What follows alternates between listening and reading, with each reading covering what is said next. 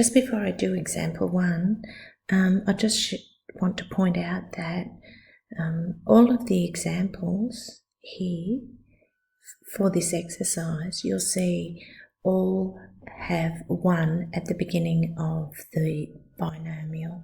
So we've got a 1 and a 1. Here we're looking at the product of 2 binomials, and they both start with 1. Whoops.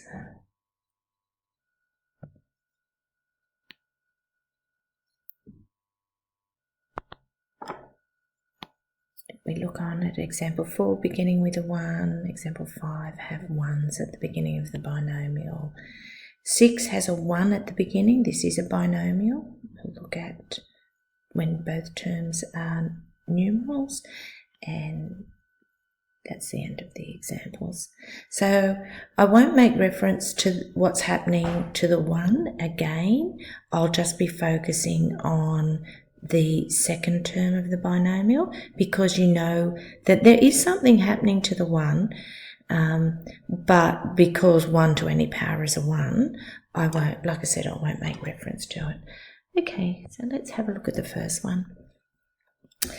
We know that if we've got a binomial to the 4th power, there will be 5 terms. The coefficients of these 5 terms will come from this row of Pascal's triangle. So we could start off with a 1 and a 4 and a 6 and a 4 and a 1.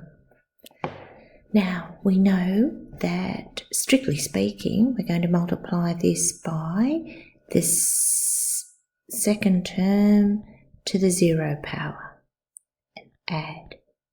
And then we've got 4 times the second term to power 1, add the coefficient times the second term squared plus the coefficient times the second term, which in this case is this, to the 3rd power, plus 1 times the second term to the 4th power.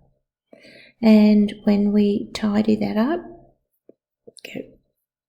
simplify, we get 1 plus 4 3s are 12x plus 9 6s are 54 x squared plus 27 4s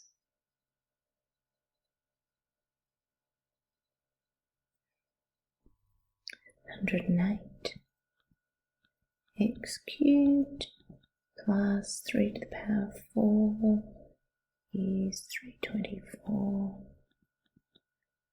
x to the power 4. Hang on.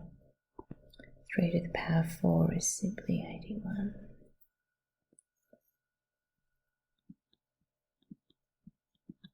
Okay, so you can see there that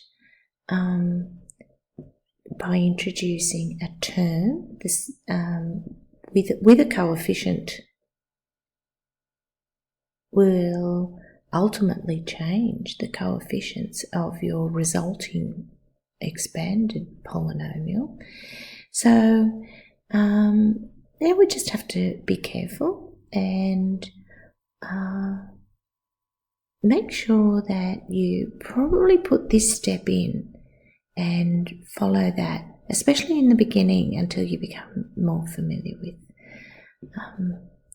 the several coefficients, really. The coefficient of the polynomial from Pascal's triangle, certainly the keeping track of a polynomial, a coefficient that's occurring due to the second term in your binomial having a coefficient.